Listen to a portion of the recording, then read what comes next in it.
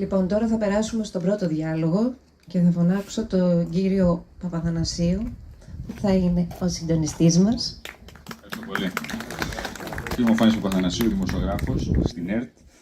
Είναι ιδιαίτερη χαρά μου που βρίσκομαι στο νησί της Νησήρου. Ευχαριστώ πάρα πολύ τον Παναγιώτη, τον καλό φίλο, για την πρόσκληση. Είναι χαρά και τιμή μου με το νησί εδώ το αγαπημένο, το ευλογημένο. Και έχω ένα ιδιαίτερο δέσιμο και αγάπη λόγω της σχέσης που έχω με τον Νίκο Ανδριώτη και άλλων καλών αγαπημένων φίλων στη Νέα Υόρκη.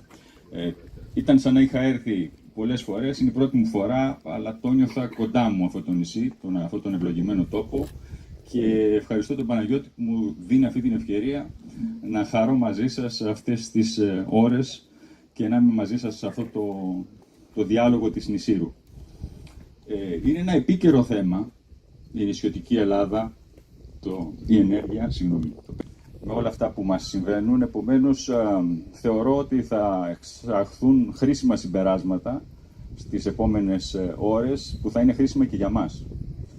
Για το πώς η Ελλάδα θα μπορούσε καλύτερα να συμβάλλει στην αντιμετώπιση της κλιματικής κρίσης που βιώνουμε, με όλα αυτά που βιώνουμε δίπλα μας. Θα καλέσω λοιπόν να ξεκινήσουμε το πρώτο πάνω, την πρώτη ενότητα, την κυρία Μαρία Παπαδοπούλου, καθηγήτρια στο Εθνικό Μετσόβιο Πολυτεχνείο, πρόεδρο του Οργανισμού Φυσικού Περιβάλλοντος Κλιματικής Αλλαγής. Καθίστε, κυρία Παπαδοπούλου. Τον κύριο Γιάννη Κωνσταντάτο, δήμαρχο του Ελληνικού Αργυρούπολης, πρόεδρο του Συνδέσμου Προστασίας και Ανάπτυξης του Ημιτού. Ο κύριος Κωνσταντάτος είναι και πρόεδρος του Φορέα Διαχείρισης Κοινοχρήστων εντός του Μητροπολιτικού Πόλου. Καλησπέρα, κύριε Κωνσταντάτε. Όπου θέλετε, είναι free sitting. Ο κύριος Μάνος Κιτσέλης, αντιδήμαρχος του Δήμου Κεσαριανής, μέλος του Διοικητικού Συμβουλίου του Συνδέσμου Προστασίας και Ανάπτυξης του Ημιτού, υπεύθυνος ανάπτυξης δικτύου μονοπατιών του Ημιτού. Καλησπέρα σας, κύριε Κιτσέλη. Θα συζητήσουμε για την νησιωτική Ελλάδα, μονοπάτια φύσης και πολιτισμού, και θα είναι μαζί μας ο κύριος Γιάννης Κουλάκης, είναι καθηγητής, διευθυντής του Λυκείου.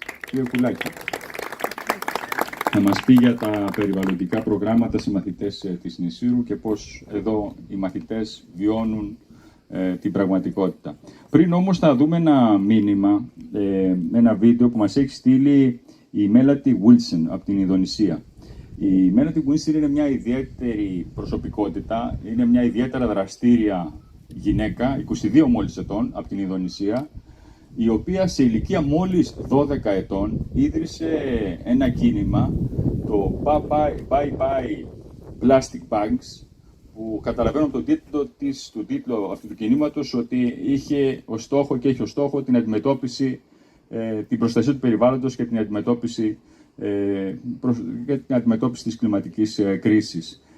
Σε ηλικία λοιπόν μόλις 12 ετών ίδρυσε αυτό το κίνημα και έκτοτε είναι δραστήρια σε πολλά πράγματα που έχουν να κάνουν με τους νέους και πώς οι νέοι θα μπορούσαν να συμβάλλουν στις παγκόσμιες προκλήσεις και στην αντιμετώπιση παγκόσμιων προκλήσεων.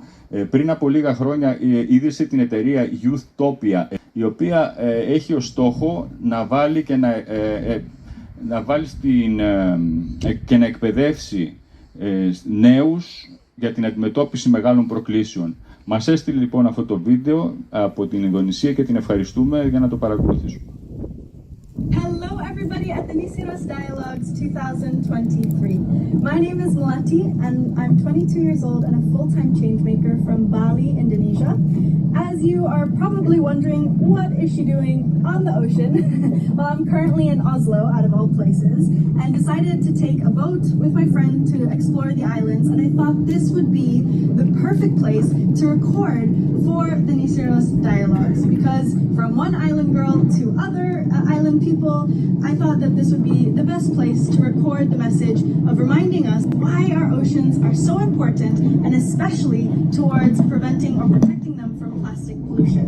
I'm here today to share a little bit more about my story, and hopefully you find inspiration to take action and protect Nisoros from plastic bags specifically. So, where does my journey begin? And apologies in advance if you hear couple of noises of other boats, or you see me wobbling, but that's boat life, and I'm sure that many of you recognize that as well. 10 years ago, at the age of 12 years old, me and my sister decided that plastic was everywhere and enough was enough.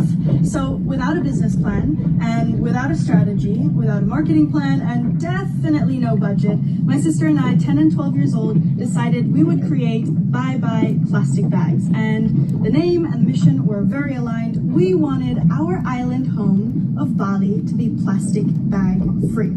So we set off on a journey thinking, okay, we will be done with our mission before summer is over and the school year would start again.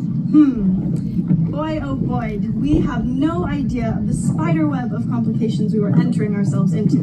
In 2013, we kicked off with the goal of making Bali plastic bag free. And the first thing that we did as a group of young people was organizing our team with clear goals of what we wanted to achieve and how we were going to achieve this plastic bag free. And as a group of young students, we knew the importance of education. Right? If we don't understand the problem of why plastic is bad, why we don't want it to end up in our beautiful oceans, we will have a harder time convincing people to be part of the solution. And today there are so many resources, so many scientific facts that tell us why plastic is bad and shouldn't end up in the environment. So we set off spending a lot of time in classrooms, spending a lot of time at companies, and sharing the reason of why we should all join the movement to say no to single-use plastic bags.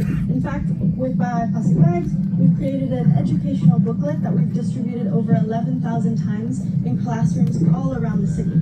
So step one with our team was get the team together and focus on education, because a change of mindset is the first step forward. Then we quickly realized step number two, we had to be creative and think outside the box. This is unique, especially to island nations from Bali to Nisiros, because there is already so much at our fingertips. Listening to the local communities, the fishermen, the farmers, the teachers of the school communities, we gathered together and thought, how can we be creative in almost every event to link it and connect it to plastic pollution? So for example, when there was a surfing competition, right after that we would gather the students and do a cleanup around the surfing competition beach area.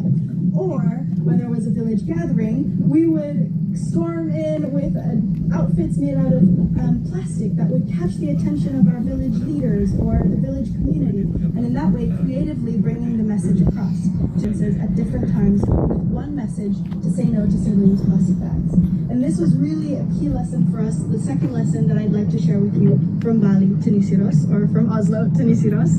But the last one is really, as a youth, I'm 22 and I've been doing this for the last 10 years, and I hope that the students listening to this also find the inspiration that we can lead by. The third lesson is to have fun as well. We can be serious about change, but just like me spending the day on the boat here in Oslo, it's important to have fun and to remember, again, the reason of why we are doing this change. Because every second breath comes from the ocean.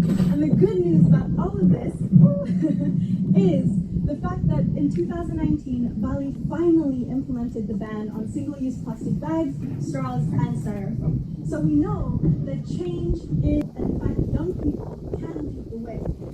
And I think this is where I find a lot of inspiration of the potential of our island nations to really show the rest of the world what is possible. We know we don't have the luxury of time to wait until taking action. So we must do everything in our power to protect our islands.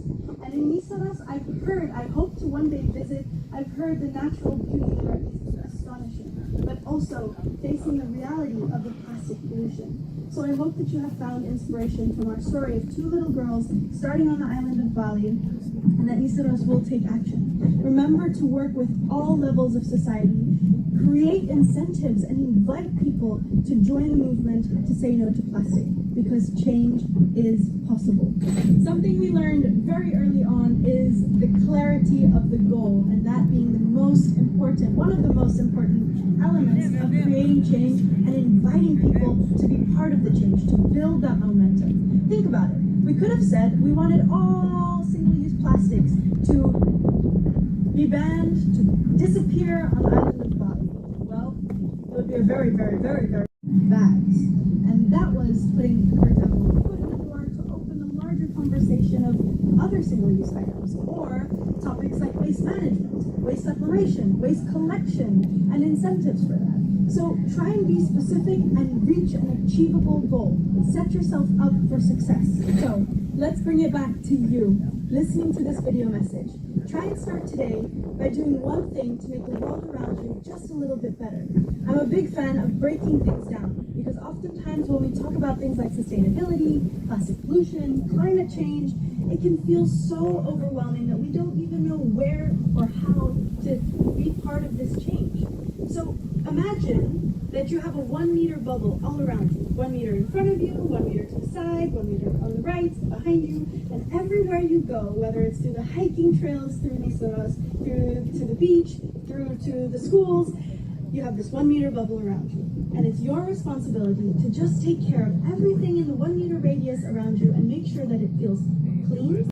Seras Dialogues to come together to focus on implementing this vision, this reality of a different world where we prioritize nature, the ocean, and make sure that we're living with the right values to protect it. And perhaps a little shout out and a message for the young change makers in the audience.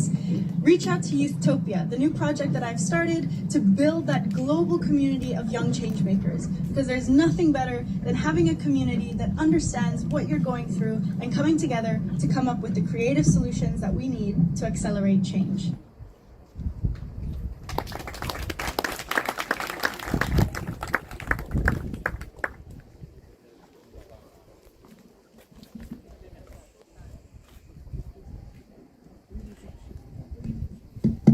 Θεωρείται από τα πρόσωπα με μεγάλη επιρροή παγκοσμίως, με ομιλίες στα Ηνωμένα Έθνη και θεωρείται σύμφωνα με το περιοδικό Forbes μέσα στα 10 πρόσωπα με μεγάλη επιρροή στην χώρα της, στην Ινδονησία και όχι μόνο. Βλέπουμε τις δραστηριότητες που κάνει. Λοιπόν, τώρα θα μιλήσουμε για την νησιωτική Ελλάδα, τα μονοπάτια φύσης και πολιτισμού. Έχουμε μαζί μας λοιπόν όλους αυτή την ευχάριστη παρέα, την πολύ καλή παρέα μαζί μας. Με την κυρία Παπαδοπούλου θα ξεκινήσουμε, τη Μαρία Παπαδοπούλου, καθηγήτρια όπως είπαμε στο Εθνικό Μητσόβιο Πολυτεχνείο. Είναι πρόεδρος του Οργανισμού Φυσικού Περιβάλλοντος Κλιματικής Αλλαγής. Πρώτα να μας πείτε, κυρία Παπαδοπούλου, πολύ συνοπτικά, σύντομα, τι κάνει ο οργανισμός και ποιες είναι οι δραστηριότητες του οργανισμού. Να μας κάνετε ένα introduction λοιπόν του οργανισμού. Να ευχαριστήσω και εγώ, κύριε Παπαθανασίου, και για εσάς για την εισαγωγή, αλλά προφανώς τον αγαπητό Παναγιώτη Μίχαλο για την πρόσκληση. Ο ΦΠΚ είναι σύμμαχος σε αυτή την προσπάθεια που κάνει το Ίδρυμα Μίχαλος. Από την πρώτη χρονιά, από πέρσι, το αγκαλιάσαμε με πολύ θέρμη και λίγο πολύ οι νησίροι μας γνωρίζουν, κύριε Παπαθανασίου, αλλά θα ήθελα να μιλήσω για αυτό το πραγματικά κόσμημα των 12 νήσων, αγαπητέ Δήμαρχε, αγαπητέ συνάδελφε, Χριστοφή. Η Νήσιρος αποτελεί από μόνο του όλο περιοχή Natura. Ο ΦΠΚ λοιπόν έχει αρμοδιότητα σε όλο το νησί και σε κάποιες άλλες νησίδες γύρω από το νησί της Νησίρου. Ο Οργανισμός Φυσικού Περιβάλλοντος ιδρύθηκε πριν από 3 χρόνια, το 2020, από την κυβέρνηση του Κυριάκου Μητσοτάκη ως μια καινούρια προσπάθεια για την καλύτερη και την ορθολογικότερη διακυβέρνηση των προστατευόμενων περιοχών. Ουσιαστικά τι έγινε, δημιουργήθηκε ένας κεντρικός οργανισμός, μάλλον ένας οργανισμός, ο οποίος απορρόφησε όλους τους παλιούς φορείς διαχείρισης και πλέον υπάρχει ένας οργανισμός με 446 περιοχές Natura, θαλάσσιες και χερσαίες περιοχές, όπου υπάρχει ένα οργανωμένο σύστημα και αξιοποιώντας την τεχνογνωσία που όλοι αυτοί οι παλιοί φορείς είχαν, καθώς και το ανθρώπινο προσωπικό, όλο το προσωπικό έχει μεταπέσει από τους παλιούς φορείς στον ΟΦΠΚ, προσπαθούμε να δημιουργήσουμε την οικονομία κλίμακος που είναι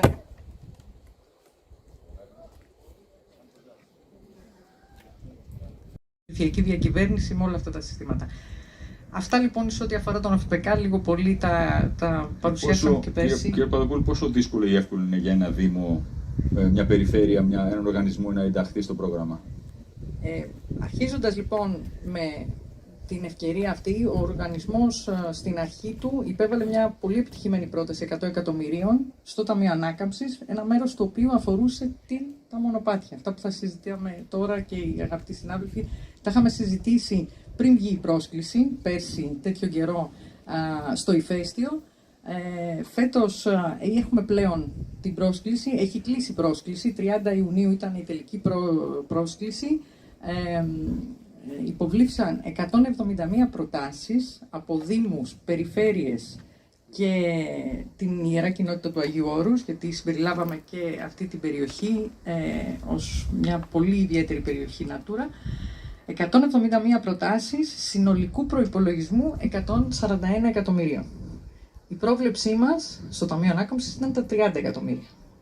Άρα υπάρχει έτσι, φάνηκε από αυτή την πρόσκληση ότι υπάρχει ένα ιδιαίτερο ενδιαφέρον από όλους τους δήμους και βλέπουν εδώ, νομίζω οι δήμαρχοι και οι τοπικοί παράγοντες μπορούν να μας το επιβεβαιώσουν, στο πόσο σημαντικό βλέπουν ως, ας μου επιτραπεί ο όρος, εργαλείο για την αξιοποίηση των τοπικών κοινωνιών, ώστε να αναδειχθούν έτσι πολύ ενδιαφέροντα ιστορικά στοιχεία, πολιτισμικά στοιχεία και φυσικά στοιχεία του φυσικού περιβάλλοντος. Ποια είναι τα πλεονεκτήματα εδώ για την Ίσυρο και το νησί, τι μπορεί να αναδείξει? Η Νήσυρος, πέραν της γεωλογικής, ας το πούμε, ενδιαφέροντος που έχει, που είναι πάρα πολύ σημαντική και προέρχεται από το ηφαίστειο, έχει περισσότερο από 400 είδη φλωρίδας και πανίδας. Εδώ υπάρχουν και συνάδελφοι από το Πανεπιστήμιο που μπορούν να μας το πούν αυτό με μεγαλύτερη λεπτομέρεια.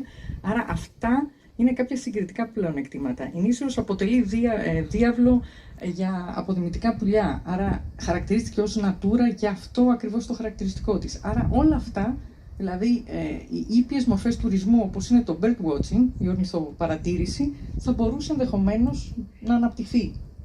Ή ενδεχομένως άλλες μορφές τουρισμού, οι οποίες συνάδουν με τα φυσικά χαρακτηριστικά του. Άρα ταυτόχρονα αυτό που αναζητά και ο Δήμαρχος είναι αξιοποίηση των φυσικών αυτών πλεονεκτημάτων με έναν ήπιο τρόπο, κοντά στην τοπική κοινωνία, με την τοπική κοινωνία, χωρίς να έχουμε την επιβάρυνση, αλλά ταυτόχρονα να δημιουργείται αυτό που λέμε πλούτος, αυτό που λέμε. Μην ξεχνάμε ότι βρισκόμαστε σε μια κριτική περιοχή, άρα πρέπει να δημιουργήσουμε έτσι ευκαιρίες, ώστε και ο κόσμος να μείνει εδώ και να ασχοληθούν με αυτά τα πολύ έτσι καινούργια, όχι καινούργια, ενδιαφέροντα και με προοπτική δυνατότητες.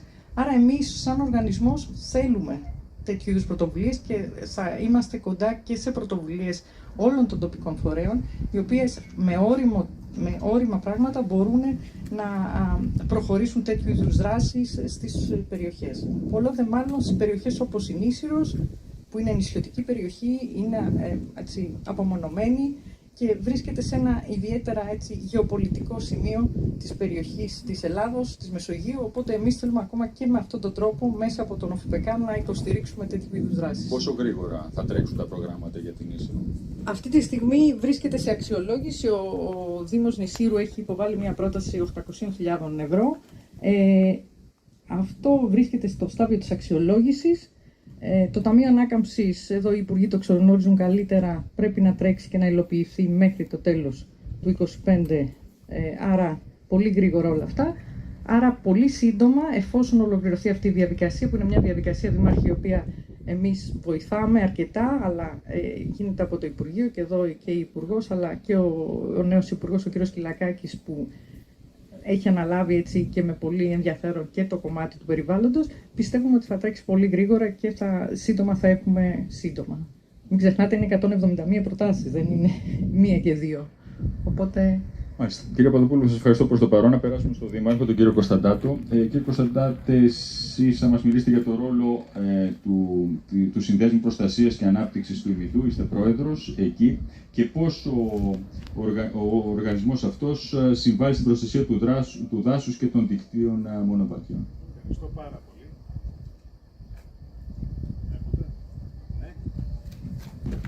Μπορώ να σηκωθώ? Ναι, τώρα είναι τα γιατί βλέπω το καλό τώρα.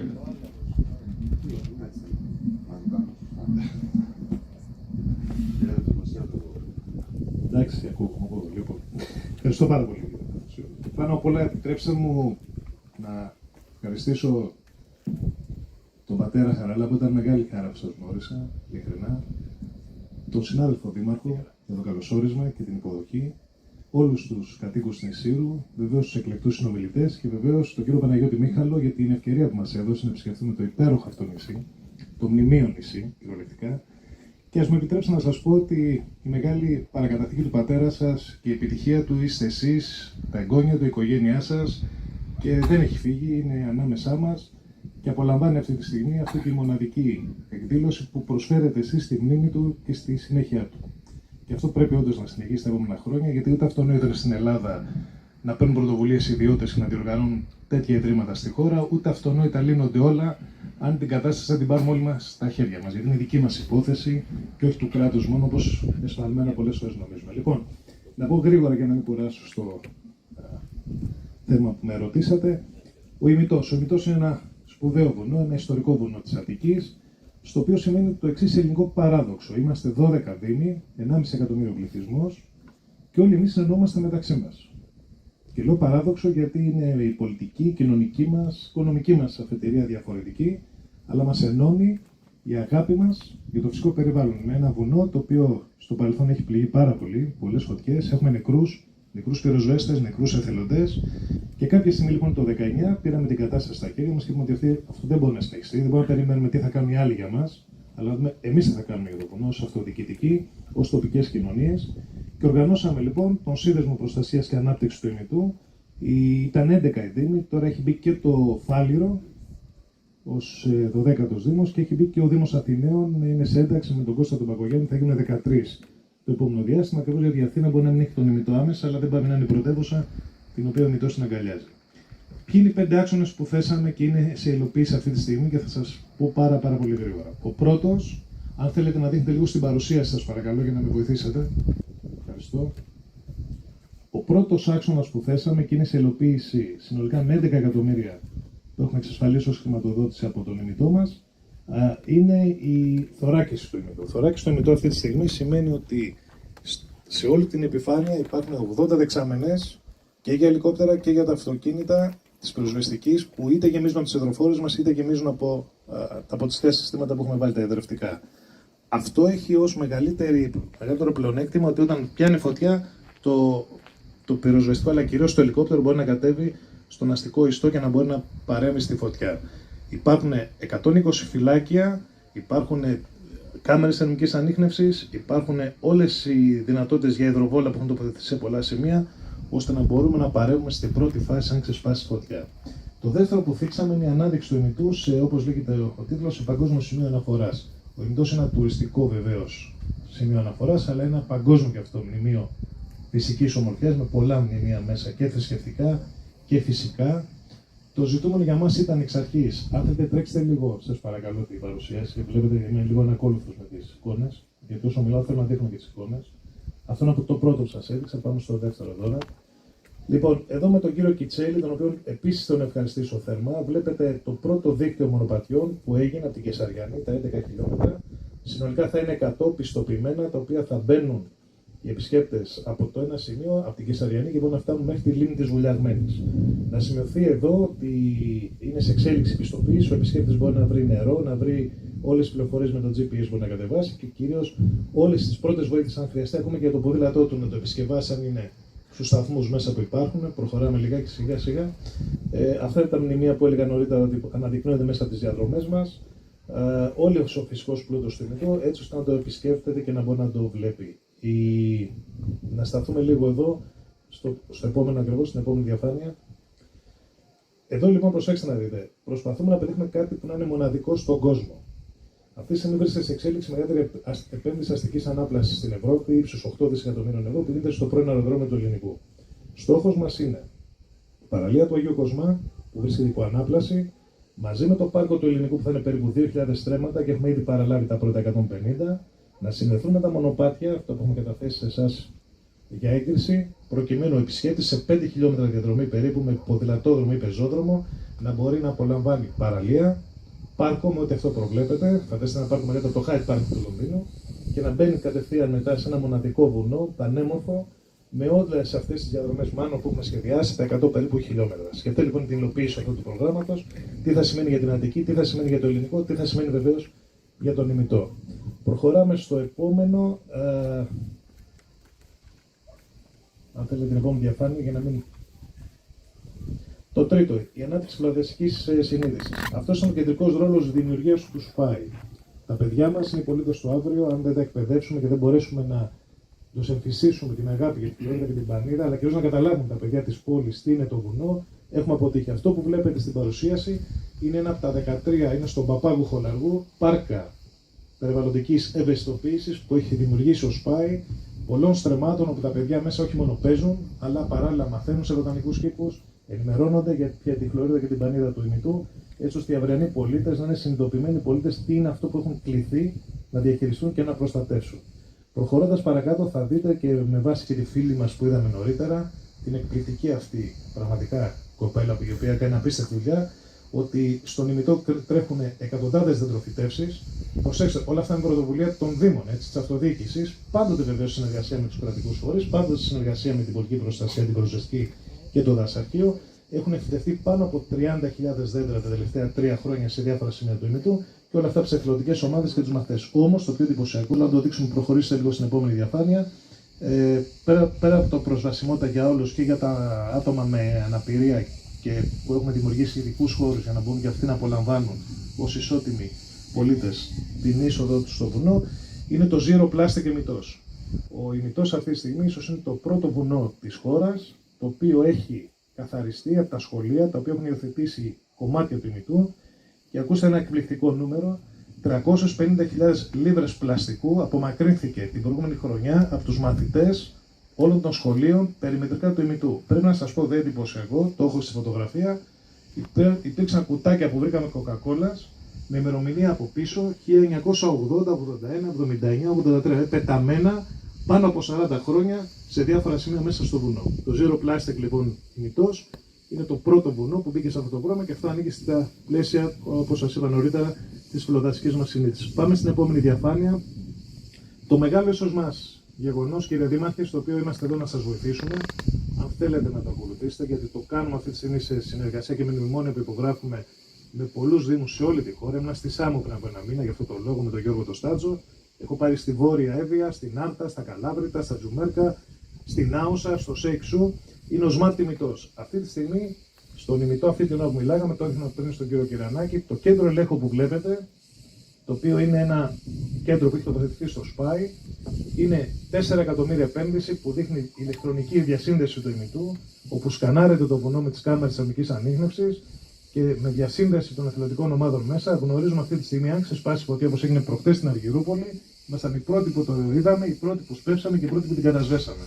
Πέρυσι, με αυτή τη διαδικασία εντοπίσαμε 22 πυρκαγιές που εν τη γενέση τους μπορέσαμε να παρεύουμε οι ίδιοι χωρίς να χρειαστεί η πυροσβεστική. Και όταν ήταν στη Βόρεια Εύβοια οι μεγάλες φωτιές και οι πυροσβεστικές δυνάμεις είχαν φύγει να πάνε εκεί, είχαμε μείνει μόνιμα, πήγαμε πάρα πολύ καλά, διότι ακριβώς με το κέντρο ελέγχου, με τις κάμερες, με όλη αυτή τη διαδικασία που βλέπετε, αυτή είναι μια φωτογραφία που δείχνει πώς σκανάρεται το βουνό σε ζώνη, μπορούμε να ελέγξουμε. Αυτό λοιπόν είναι το μέλλον της πολιτικής προστασίας, της δασοφύλαξης, της προπροστασίας και της αυτοδιοίκησης. Κράτος και αυτοδιοίκηση, μπορούμε να υλοποιήσουμε αυτό το πρόγραμμα. Εμείς το έχουμε ήδη δείξει, το έχουμε ήδη εφαρμόσει, για το οποίο είμαστε υπερήφανοι και θέλουμε να ελπίζουμε.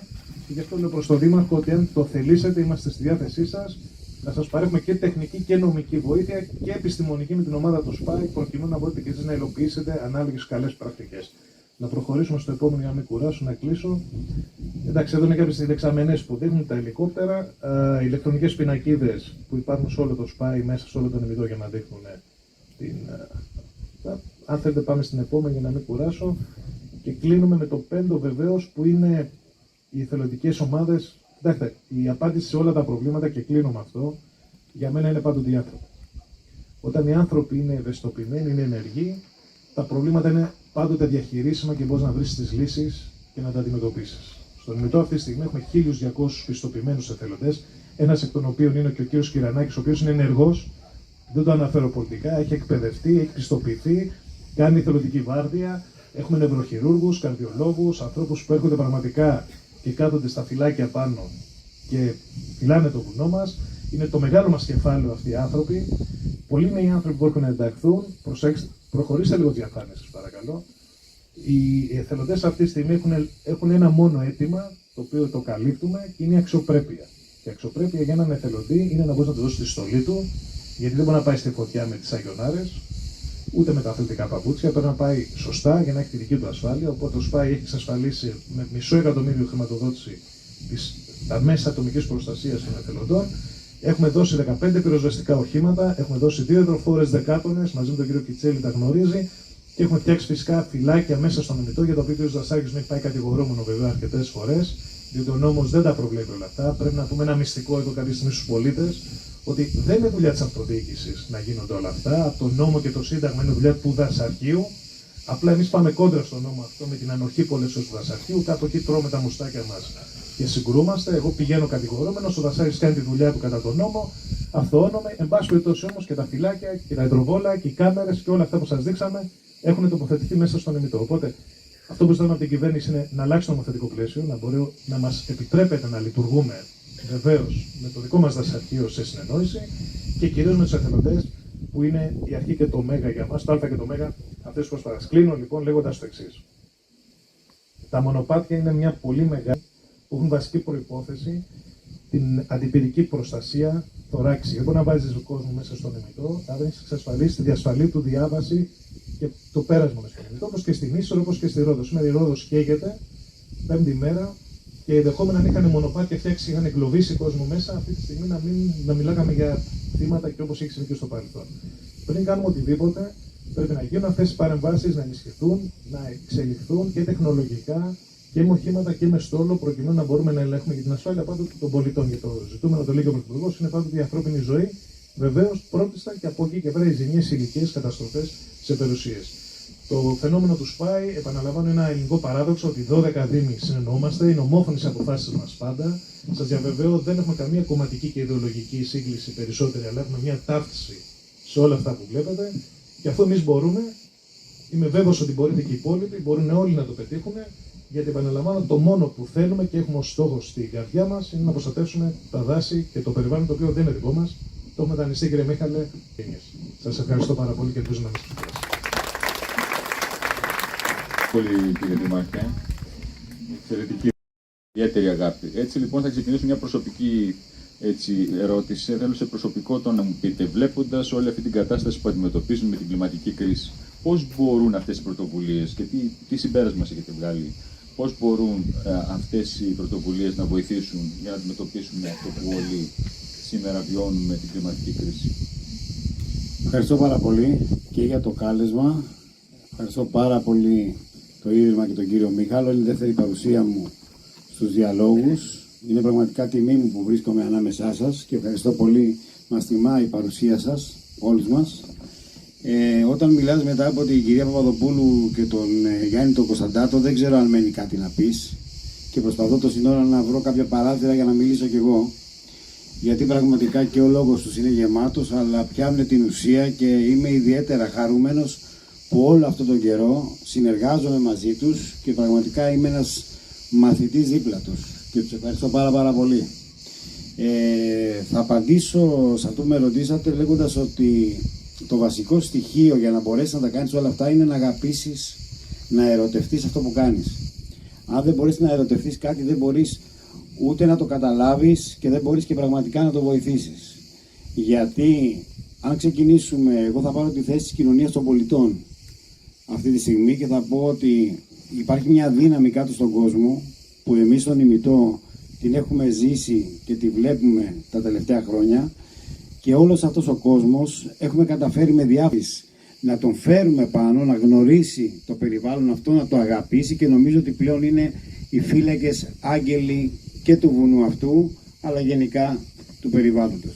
Άρα νομίζω ότι αυτό είναι το μυστικό, είναι η αγάπη που μπορείς να έχεις και το κυριότερο είναι ότι αυτό που σου δίνει το βουνό, αυτό που σου δίνει ο ημιτός μας και το μας πολλές φορές σκέφτομαι θα το πω γιατί είναι πολύ βαρύ, ο ημιτός μας δίνει τόσα πολλά πράγματα, τόση πολύ αγάπη και αυτό που του δίνουμε είναι ελάχιστο, αλλά προσπαθούμε κάθε μέρα με αυτά που σχεδιάζουμε να είμαστε συνέχεια κοντά του και να τον προστατεύουμε. Πόσο δύσκολο ή εύκολο είναι να το μεταδώσετε αυτό στα παιδιά, στους μαθητές, στους και νέοι ηγέτες, τους οποίους προσπαθείτε εσείς να εκπαιδεύσετε στην προστασία του περιβάλλοντος που έχεις? Λοιπόν, να πω ότι εγώ έχω τη χαρά και είμαι και εκπαιδευτικός, οπότε η καθημερινότητά μου είναι με νέα παιδιά. Χαίρομαι πραγματικά γιατί νομίζω ότι είναι η ελπίδα που έχουμε, η ελπίδα του αύριο. Και νομίζω ότι αν όχι τα παιδιά μας, γιατί ακόμα είναι επηρεασμένα από εμάς τους ίδιους, τα παιδιά των παιδιών μας όμως θα δώσουν πραγματικές λύσεις. Οπότε πρέπει να είμαστε σοβαροί σε οποιασδήποτε κινήσεις κάνουμε.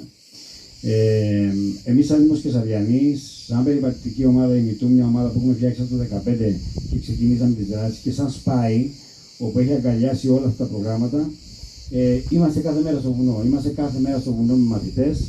Έχουμε χρησιμοποιήσει πλέον τα μονοπάτια αυτά του ημιτού, τα έχουμε κάνει μια σύγχρονη πράσινη τάξη και μέσα από εκεί ο κάθε ένας μαθητής περπατώντας και βιώνοντας στοιχεία από το περιβάλλον μπορεί πλέον να τα αγαπήσει και να τα καταλάβει. Λέω πολλές φορές ένα παράδειγμα, το είχα πει και πέρσι στους διαλόγους, που ήταν ιδιαίτερα σημαντικό, ανεβάζοντας ένα νηπιαγωγείο και λέγοντάς του πως πρέπει να προσέχουν τη φύση, να μην κόβουν λουλουδάκια, να μην πειράζουν τα ζώα. Ένα κοριτσάκι μετά από λίγο έρχεται και μπροστά ένα λουλουδάκι.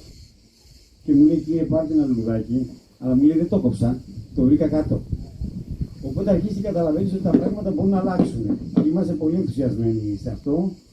Μια προσπάθεια που ξεκίνησε από το Δήμο Κεσαριανής και από την περιπατητική ομάδα, την αγκάλιασε πάρα πολύ δυνατά ο ΣΠΑΗ, την ανέβασε επίπεδα και αυτή τη στιγμή κάνουμε μια δράση όλοι οι Δήμοι του ημιτού, ανεβάζουμε μέσα στην εβδομάδα 4 με 5 σχολεία σε κάθε περιοχή περίπου και ζούμε καθημερινά αυτό το μάθημα που είναι μάθημα σε όλους, για όλους μας. Να πω δύο πράγματα ακόμα θέλω και οποιαδήποτε ερώτηση να το. Θέλω να πω λοιπόν ότι οι μαθητές είναι σίγουρα το αύριο όλων μας. Είναι ο επόμενος κόσμος ο οποίος είναι αυτός που θα δώσει τις αλλαγές. Τα μονοπάτια είναι κάτι που υπήρχαν, υπάρχουν και θα υπάρχουν. Είναι στοιχεία πολιτισμού. Είναι στοιχεία τα οποία πρέπει να τα αγκαλιάσουμε από τις πολύ μικρές κοινωνίες, από τους διάφορους συλλόγους σε χωριά.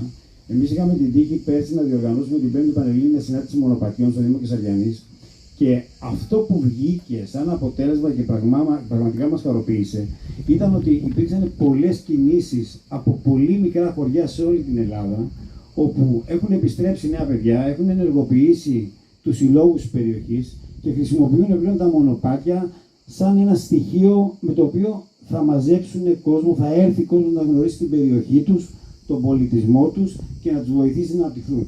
Είναι πάρα πολύ σημαντικό και αυτό ΦΠΚ το συζητάμε πολλές φορές, θα πρέπει να το προσέξει, θα πρέπει να ρίξουμε βάρος πάρα πολύ σε αυτές τις μικρές κοινότητες, σε αυτούς τους μικρούς δήμους που έχουν ανάγκη έστω και λίγα χρήματα για να δημιουργήσουν ένα έργο πραγματικά ουσίας και που θα αλλάξει και το μέλλον της περιοχής τους. Καθαρή ενέργεια, να το πούμε έτσι, μια δυναμική και μια δύναμη που πραγματικά μπορεί να αλλάξει μια κοινωνία ολόκληρη. Ευχαριστώ πολύ, κύριε Κιτσέλη. Ένας άνθρωπος που επίσης ασχολείται με νεολαία και περιβάλλον είναι ο Γιάννης Κουλάκης, είναι καθηγητής, είναι διευθυντής του Λυκείου Νησίου. Να δώσω μια πάσα, αν μου επιτρέπετε, χίλια συγγνώμη, γιατί χθες με τον κύριο Κουλάκη κάναμε μια καταπληκτική διαδρομή, πραγματικά άλλος ένας λόγος να λατρέψω την Ίσυρο. Κάναμε μια διαδρομή η οποία ήταν διαδρομή μέσα στην ιστορία. Όταν πέρσι με πήρε ο κ. Μίχαλος για να έρθω στους διαλόγους, ήμουνα στην Αίγινα μαζί με μια άλλη ομάδα και κάναμε μια εθελοντική δράση καθαρίζοντας κάποια μονοπάτια εκεί, που και εκεί γνωρίσαμε έναν κόσμο που δεν το ξέραμε. Εμείς είχαμε ενθουσιαστεί. Σήμερα ενθουσιάστηκα ακόμα περισσότερο με όλη αυτή τη δράση, θα μας εξηγήσει και ο Γιάννης, όλη αυτή την κίνηση που κάνουν και με πολύ μεγάλη χαρά θα βοηθήσουμε όπου μπορούμε αυτή την προσπάθειά σας. Γιατί πραγματικά το αξίζεται και με αυτά που έμαθα ότι έχετε κάνει, αλλά και για αυτό τον απίστευτο τόπο. Ευχαριστώ. Ήταν η καλύτερη πάσα και έτσι για να έρθουμε κοντά όλοι, για να έρθουμε πιο κοντά στο περιβάλλον και να βοηθήσουμε όλοι και να ευαισθητοποιηθούμε όλοι, έτσι χρειάζονται εμπνευσμένοι άνθρωποι όπως εσείς οι τέσσερις για να μας βοηθήσουν να έρθουμε πιο κοντά σε αυτό το αντικείμενο. Κύριε Κουλάκη, σας ευχαριστώ πολύ πρώτα για την παρουσία σας εδώ. Τα παιδιά της Νησίρου, πώς... Είμαστε κοντά, θα το καταφέρουμε. Θα έρθει. Νησίρου λοιπόν,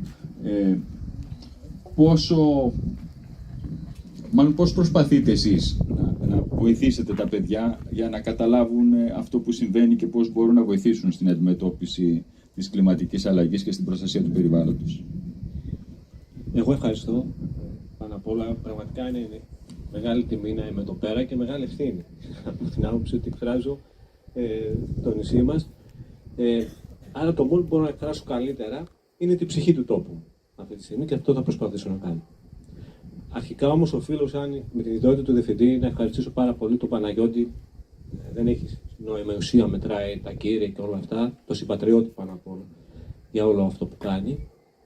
Με τον Παναγιώτη μιλήσαμε τηλεφωνικά και γνωριστήκαμε στο πανηγύρι της Κυράς, εκεί που μαγειρεύαμε και χορέψαμε και με αυτή την ψυχή ήρθαμε κοντά και προσπαθούμε και τον ευχαριστώ πραγματικά και που είμαι εδώ. Αλλά πάνω απ' όλα τον ευχαριστώ για αυτά που έχει κάνει στο σχολείο μας από πέρσι. Δηλαδή, ξεκίνησε μια διαδικασία με υποτροφίες στα παιδιά μας που ήδη δίνονται.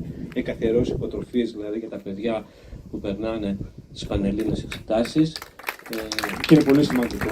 Καταλαβαίνετε πόσο σημαντικό είναι. Δηλαδή, είναι επιπλέον κίνητρο για τα παιδιά, αλλά δεν μπορώ να μην το πω αυτό. Τώρα, ξεφεύγω την ιδέα του διευθυντή και πάω του απλού πολίτη με την ψυχή εδώ πέρα. Άρα θα πρέπει να ξεκινήσουμε μια παροιμία δικά μας που λέει αυτό το κόλσιμο φίλε μας, άλλοι τον είχαν πρώτα. Σε εμάς τον παραδόκανε, μα δεν μας τον εδώκανε. Το πρόβλημα όμως είναι το εξής, ότι αυτό έλεγε η ανθρώπινη φιλοσοφία και η θυμοσοφία μέχρι μια εποχή και αυτό ήταν πραγματικά και ο τρόπος που λειτουργούσαν. Το μεγάλο πρόβλημα τώρα, και θα μου τρέψετε να πάω στην ιδιότητα του κοινωνιολόγου και να κάνω μια ανάλυση πολύ μικρή, γιατί έχει σημασία για αυτό που θέλω να πω. Ότι οι άνθρωποι από τη φύση μας είμαστε τέκνα της ανάγκης. Αυτό έλεγε και το λέει με ένα όμορφο τρόπο ο Βάρναλης, το λέει και ο Μάρξ. Οι ανάγκες είναι που τους ανθρώπους που τους βοήθησαν, τους ανάγκασαν να αρχίσουν να βρουν τρόπους για να επιβιώσουν. Να βρουν τρόπο να φάνε, να προστατευτούν από το κρύο, από τα άγρια ζώα, να ντυθούν. Αλλά πάντα υπάρχει και μια επιπλέον ανάγκη, που ήταν και η ανάγκη της αισθητικής. Δεν έφτανε μόνο να φτιάξουμε ένα ωραίο ένα κτίριο για να κρυφτούμε. Υπήρχε μια ανάγκη να είναι όμορφο αυτό το κτίριο, να υπάρχει μέτρο και αρμονία. Αυτό είδαμε λίγο πολύ με τον Πάνο που πήγαμε προχθές. Το έδειξε ένα μικρό κομμάτι, δηλαδή πήγαμε από την Ευαγγελίστρα στον Νύφιος. Και για να καταλάβετε τι είναι το Νύφιος είναι από τις νύφες, ένας αρχαιολογικός χώρος δηλαδή, με το που πλησιάζει εκεί σε υποδέχονται το σύμβολο του μινωικού πολιτισμού, τα κέρατα. Λοιπόν, παραπέρα είδαμε τον αρχαίο, τον βωμό που υπήρχε. Λοιπόν, αν αρχίσω να σας λέω δηλαδή τι έχει αυτό το νησί, θα νιώσετε πολύ άσχημα σε σχέση με τον ημιτό. Ενώ, γιατί εδώ τι καταφέρει να συνδυάσει η νησί. Είναι ένα ηφαίστειο, άρα γύρω από αυτόν τον τόπο, τον ηφαιστειακό, κατάφεραν οι άνθρωποι, δεν άφησαν σπιθαμή προς σπιθαμή, που να μην την αξιοποιήσουν. Πέτρα με πέτρα, πραγματικά χώμα με χώμα. Γιατί το χώμα δεν έπρεπε, ήταν ο βασικός τους πλούτος, ήταν το χώμα. Πάνω στο οποίο θα σπείρουνε, ένα άνυδρο νησί, αυτό πράγμα, δεν έχουμε υπόγεια νερά, άρα έπρεπε να φτιάξουν και όμορφες στέρνες για να συσσωρεύουν το νησί. Και έτσι αρχίζει να διαμορφώνεται ένας αρχιτεκτονικός και πολιτισμικός, μια πολιτισμική ομορφιά, η οποία για να διαμορφωθεί έτσι όπως έγινε χρειαστήκαν αιώνες. Και καταστράφηκε μέσα σε 5 δεκαετίες. Και εδώ βάζω ένα ερώτημα που μπορεί να είναι δυσάρεστο. Πώς θεωρούμε ανάπτυξη όταν αυτό που θέλανε αιώνες να φτιαχτεί, να ζήσει, να ευδοκιμήσει ένας τόπος και οι πολίτες αυτού του τόπου, που το καταστρέψαμε μέσα σε 5 δεκαετίες, από το 40 μέχρι σήμερα. Και συνεχίζουμε να το καταστρέφουμε. Αυτό είναι το κυρίαρχο, ότι δεν μπορούμε να το αναπαλαιώσουμε απλά. Γι' αυτό είπα για τις ανάγκες. Εμείς πρέπει να βρούμε μέσα από ποιες ανάγκες πρέπει να ξαναδούμε την επιστροφή στη φύση για να σταματήσουν όλα αυτά. Δεν είναι μόνο, γιατί πλέον υπάρχει μια άλλη ανάγκη και σημαντικότερη που μας εξουσιάζει, η ανάγκη του κέρδους. Και σε αυτά έχουν θυσιαστεί όλα, γι' αυτό μιλάμε για περιβαλλοντικά προβλήματα, γι' αυτά μιλάμε για τους καύσιμους που βιώνουμε στο νησί μας και οτιδήποτε. Άρα το ζητούμενο πρέπει να καταλάβει ο καθένας από εμάς, γιατί προγράμματα για τα μονοπάτια έχουν ξεκινήσει με μια άλλη ιδιότητα το 1995 επί δημαρχίας του Βασίλη Πάχου, το 1998. Είναι τα πρώτα ευρωπαϊκά χρήματα από το Λίτερ και το Ιντερεκ 2, τότε ήμουν πρόεδρος του Συμβουλίου Περιοχής και τα κάναμε, και ήταν για τα μονοπάτια για την ανάδειξη του ηφαιστείου σε γεωλογικό πάρκο. Γιατί όλο αυτό πρέπει να γίνει ένα δίκτυο που θα δώσει ένα κίνητρο στους ντόπιους να το αναπαράγουμε και να το ανανεώσουμε, το οποίο πρέπει εκ των πραγμάτων να έχει μια σχέση με την οικονομική τους επιβίωση. Άρα θέλουμε μια αντιανάπτυξη. Να καταλάβουμε δηλαδή με την επιστροφή στη φύση και την προστασία αυτού του φυσικού και πανέμορφου πολυτεχνικού στοιχείου που έχουμε, ότι θα έχουμε και κάποιο όφελος. Δεν μπορεί δηλαδή μια οικονομία να στηρίζεται μόνο απέναντι από το ρηχείο που αφήνει πολλά χρήματα. Πάλι όμως και αυτό ηφαιστειακό αποτέλεσμα ήταν η αλαφρόπετρα.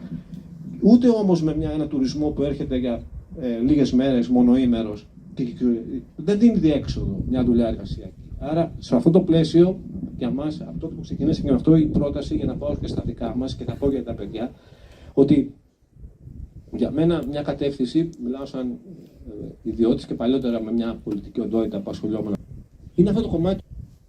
Δηλαδή, εμείς έχουμε ένα δίκτυο εκπληκτικών και μονοπατιών. Δεν υπάρχει σημείο δηλαδή που να μην υπάρχει μονοπάτι. Υπάρχει όμως και ένα τεράστιο αρχιτεκτονικό έργο με τα σπηλάρια, τα αγροτικά κτίρια. Υπάρχουν παντού ξοκλήσια, μαγεωγραφίες. Υπάρχουν διάσπαρτα λόγω του ηφαιστείου φυσικές σάουνες. Τα σπηλάρια είναι αυτά τα αγροτικά, πέρα από τα αυτά υπάρχουν καζανάρια, τα καζανάρια εκεί που κάνουν τη λινή, να φτιάχνουν το κρασί.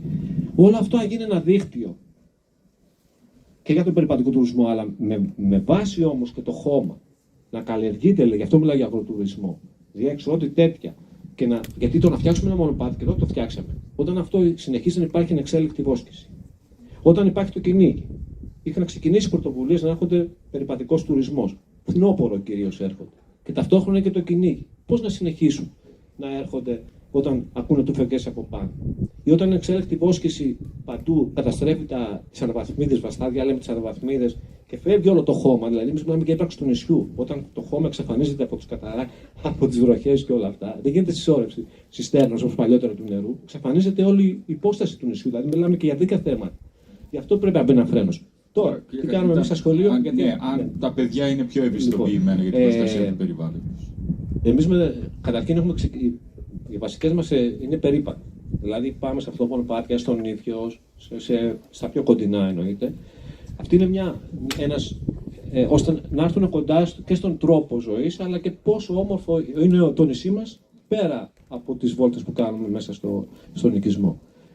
Γίνονται εδώ και πολύ καιρό προγράμματα ανακύκλωσης με το πλαστικό. Πέρσι έχουμε μπει σε μια διαδικασία και έχουμε 3D χτυπωτή. Παίρνουμε δηλαδή το μπουκαλάκι, το πλαστικό, με ένα αυτοσχεδιασμό που έκανε ο βιολόγος μας. Το κάνουμε το νήμα, το βασικό που χρειάζεται, το μελάνι δηλαδή, το 3D χτυπωτή, και θα κάνουμε διάφορες πρωτοβουλίες. Έχουν πάρει και μέρος σε ένα διαγωνισμό δηλαδή για πώς είναι η κατασκευή ενός χτυπωτή. Ένα άλλο που κάνουμε πάλι τα τελευταία χρόνια είναι να αναβιώνουμε κάποια έθιμα μας, όπως το φανόι. Ο φανός είναι οι φωτιές του Αϊδανιού που λέμε. Και γίνεται και αυτό. Δηλαδή σιγά σιγά να ερχόμαστε πώς ήταν ένας παλιός τρόπος ζωής, ο οποίος είχε εξαφανιστεί, και να καταλαβαίνουμε αυτή την ομορφιά. Μάλιστα. Λοιπόν, για να κλείσουμε, γιατί πρέπει να προχωρήσουμε με το πρόγραμμά μας, θα ήθελα κλείνοντας ένα σχόλιο με τον καθένα σας και την κάθε μια, σε ένα λεπτό, βιώνοντας όλη αυτή την κατάσταση, αυτή την κλιματική κρίση που όλοι βλέπουμε να έρχεται όλο και πιο κοντά, όλο και πιο έντονα. Πώς μπορούμε εμείς ως κοινωνία εδώ σε Ελλάδα να συμβάλλουμε, ώστε να υπάρξει ένας διάλογος γενικότερα, και τι πρωτοβουλίες θα μπορούσαν να πάρουν και στην Αθήνα και η κυβέρνηση γενικότερα, ώστε η Ελλάδα σε αυτή τη νέα εποχή να παίξει ένα ρόλο σε αυτό, στην αντιμετώπιση της κλιματικής κρίσης.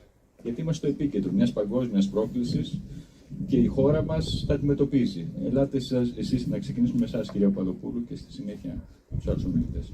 Νομίζω το πιο σημαντικό είναι το κομμάτι της συνεργασίας. Η τεχνογνωσία υπάρχει, οι άνθρωποι είναι εδώ, έχουν αρχίσει και συνειδητοποιούν το μέγεθος του προβλήματος, καθώς επίσης και τις δυνατότητες που έχουν οι ίδιοι άνθρωποι, ώστε αυτό το πράγμα να μπορέσουμε να το διαχειριστούμε καλύτερα. Άρα νομίζω ότι εδώ η πολιτεία, η τοπική αυτοδιοίκηση πρώτου και δεύτερου βαθμού, οι φορείς όπως είναι ο δικός μας, αν εργαστούμε με μια βούληση η οποία διαφαίνεται και από τις πρωτοβουλίες οι οποίες έχουν πάρθει τα τελευταία χρόνια προς αυτή την κατεύθυνση, νομίζω ότι μπορούμε να αφήσουμε ένα αποτύπωμα. Είναι ένας αγώνας, ένας μαραθώνιος. δεν θα δούμε εύκολα αυτά τα αποτελέσματα πολύ γρήγορα. Αλλά όπως είπε και ο συνάδελφος, αγαπητός δάσκαλος, καθηγητής, το δανειστήκαμε το περιβάλλον από τις επόμενες γενιές. Άρα πρέπει να τους το δώσουμε. Δεν το κληρονομήσαμε από κανέναν. Άρα νομίζω η συνεργασία είναι το κλειδί σε όλα αυτά τα πράγματα και νομίζω ότι μπορούμε να το πετύχουμε και σαν λαός έχουμε δείξει ότι όταν ενωνόμαστε μπορούμε να κάνουμε πολλά πράγματα. Δήμαρχε. Εγώ εδώ πέρα θα πω κάτι το οποίο μπορεί να φανεί περίεργο, αλλά είναι εμπειρικό πλέον μέσα από τις συζητήσεις που έκανα σε όλη την Ελλάδα που έχω επισκεφθεί ως πρόεδρος του ΣΠΑΙ και την απάντηση μου την έδωσαν τα παιδιά της Βόρειας Εύβοιας. Ξέρετε, στο ερώτημα γιατί πριν από 40, 50, 60 χρόνια, κύριε καθηγητά, δεν είχαμε αυτές τις φωτιές και τι γεγόντουσαν τα δάση μας. Ξέρετε τι μου είπαν? Τα παιδιά από το χωριό που κατεβήκαν από τη Βόρεια Εύβοια να με δουν, οι εθελοντές της Εύβοιας. Μου λέει, Δήμαρχε, οι παππούδες μας έσπαιρναν τα χωράφια, καθάριζαν λοιπόν γύρω-γύρω την περιοχή, καθάριζαν τα δάση, ακόμα και γύρω-γύρω από το χωριό ήδη. Πλέον αυτό δεν υφίσταται. Δεν υπάρχουν νεολαία στα χωριά, ο κόσμος φεύγει από την επαρχία, κατεβαίνει στην πόλη, κατεβαίνει στα κέντρα και αυτή τη στιγμή τα χωριά ερημώνουν. Άρα ερημώνει η φύση όσον αφορά τον ανθρώπινο παράγοντα από την πρόσεχη και την περιπέτεια. Αυτό λοιπόν που πρέπει να συμβεί ως χώρα, γιατί είμαστε μια πανέμορφη χώρα, έχουμε ρίξει μεγάλο βάρος στον τουρισμό και καλά κάνουμε, αλλά δεν μπορεί να είναι μόνιμο ο τουρισμός η ανάπτυξή μας. Είναι η αποκέντρωση πραγματική, να ξαναγυρίσουν οι άνθρωποι στην επαρχία, στα χωριά.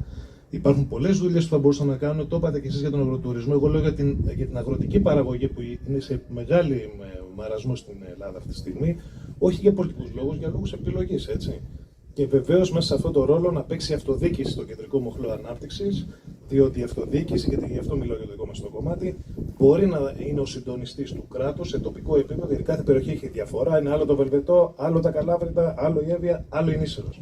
Καλύτερα από το δήμαρχό σας και τους τοπικούς σας φορείς, δεν μπορεί να ξέρει κανένα στην Αθήνα πώς η Νήσερος μπορεί να αναπτυχθεί. Άρα, επιστροφή στην επαρχία μας, επιστροφή στην πραγματική αποκεντρωμένη αυτοδιοίκηση και κυρίως δυνατότητες στους νέους ανθρώπους να πάρουν την κατάσταση ξανά στα χέρια τους. Αλλιώς, πολύ φοβάμαι, θα γίνουμε μια πόλη κράτος ή ένα κράτος πόλη. Έτσι. Κύριε Κιτσέλη, ευχαριστώ πολύ κύριε Δήμαρχε. Αυτό που λέει ο κύριος Δήμαρχος, είμαστε μακριά από τη φύση. Εμείς προσπαθούμε να μην είμαστε. Είμαστε κάθε μέρα πάνω στη φύση, είμαστε πάνω στο βουνό. Θα πω εγώ κάτι το οποίο το έχω επαναλάβει πολλές φορές. Τι ήταν αυτό που πάτησε το δικό μου το κουμπί όσον αφορά αυτή την αγάπη για το βουνό. Περπατώντας μια μέρα με τους γιους μου στο βουνό, συνάντησα μια γιαγιά η οποία μόνη της καθάριζε τα μονοπάτια και βλέποντάς με μου λέει, αγόρι μου, λέει, μπράβο, φέρνεις τα παιδιά σου εδώ. Τι κάνεις όμως για να μπορούν τα παιδιά σου να φέρουν τα παιδιά τους? Αυτή ήταν η σκέψη που με έβαλε και ξεκίνησα να κάνω όλες αυτές τις διαδικασίες και να μπω στο βουνό, να το περπατήσω, να το ζήσω, να το αγαπήσω και μαζί και με τους άλλους συνεργάτες και φορείς να μπορέσουμε να κάνουμε μια προσπάθεια καθημερινή. Νομίζω ότι το στίχημα είναι η συμμετοχικότητα. Νομίζω ότι πρέπει να σκύψουμε στην κοινωνία των πολιτών, πρέπει να τους ακούσουμε, να μπορέσουμε το λόγο τους να το βάλουμε μέσα στη σκέψη μας για να μπορέσουμε να κάνουμε ένα αύριο καλύτερο, πολύ καλύτερο από ό,τι έχουμε σήμερα.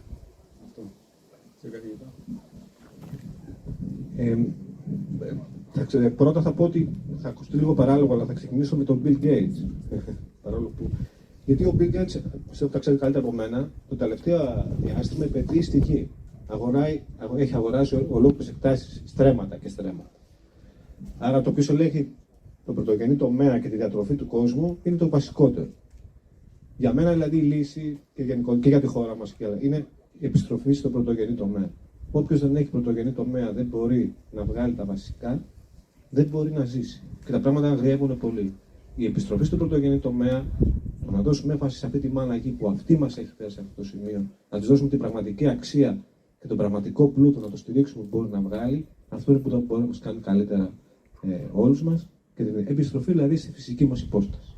Ας αφήσουμε τη φύση να μας δίνει ρυθμούς και εμείς να ακολουθούμε το ρυθμό της και να την κάνουμε πιο όμορφη. Έτσι θα κάνουμε και τη δική μας ψυχούλα ακόμα πιο όμορφη. Αυτό προσπαθούμε να δείξουμε στα παιδιά μας. Σας ευχαριστώ πολύ όλους. Ήταν πολύ ενδιαφέρουσα συζήτηση. Μπράβο! Ακούσαμε όλοι ενδιαφέρουσα πράγματα. Σας ευχαριστώ πολύ.